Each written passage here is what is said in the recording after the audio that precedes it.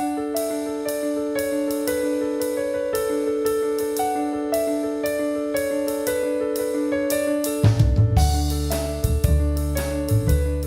books is a large part of it, because I was a student reader and a reader generally. That's like the bedrock of it. I don't think that's true for all writers. Other writers would say experience, no? Or travel or family law, but for me it's other books. And then inserted into that is definitely personal experience, but I'm very slow at transforming personal experience into writing.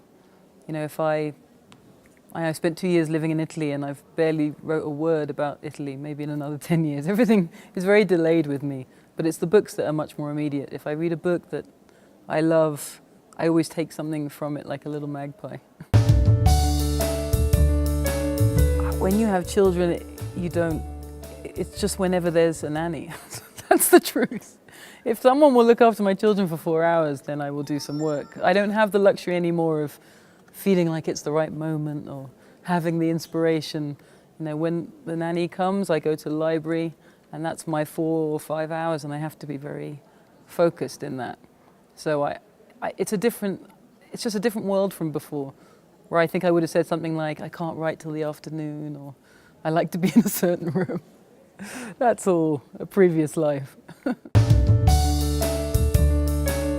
Well, I'm also a critic, so I have kind of technical theories about this, and I do think that writers and actors to some degree are born, or at least it's a kind of psychological condition of one kind or another. I think it's also true that people can come to writing from different places, and often those are the most interesting writers. But born writers, I think you can spot. It doesn't mean they're particularly good. There's lots of really bad born writers, but it's a certain state of mind, and I would say I had that state of mind pretty early on in life. The serious part of it is having a great capacity to be alone. That really is the key.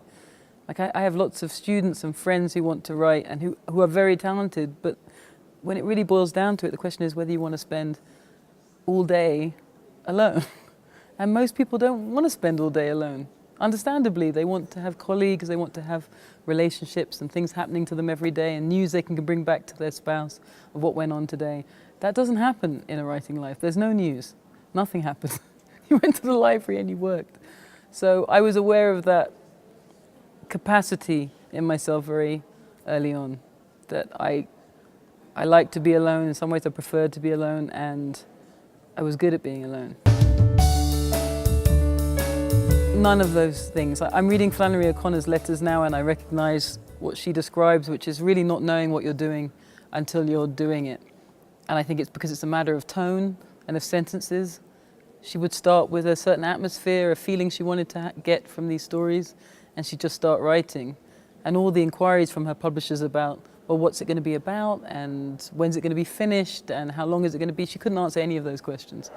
And I think that's quite common to a certain kind of writing. It's the same way I work. I could never tell you at the beginning of a novel what is going to happen. And I would find it very hard to explain what I was doing. I just have a sense of a certain colour or a feeling that I want to evoke. And that's about it in the beginning. People often say miscellaneous. I'm sure if you've asked this before. Everyone feels a little bit miscellaneous. Yeah, somewhere between non-fiction and fiction. That's how I write as well. I like that idea, that you can take real things and embed them in fiction, and the other way around. I'm not very fierce about genre definitions. To me, it's just writing. I would just be writing. Oh my God, I've never really thought about it. I think for writers, the questions they like to ask are the questions they ask each other, and they're quite technical. I think readers would be surprised. Two writers sit down for lunch. The conversation is it's like two bricklayers. Like, how many words today, and how far are you in the middle, or are you going downhill, which means, you know, in the second half of the novel where things become a little easier and you start to move. That's the reality of novel writing. It's quite practical.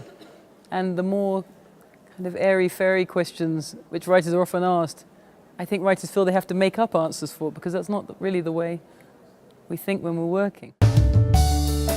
Well, I'm writing a novel that'll be finished in December and a book of essays that are almost finished too. So I think it'll be two books quite close together. It's just a strange circumstance because for once I'm not pregnant or, you know, I just have some time. So I've managed to write two books and a movie. I adapted The Embassy of Cambodia, a story of mine with my husband, and we're hoping that that will go into production next year. Yeah.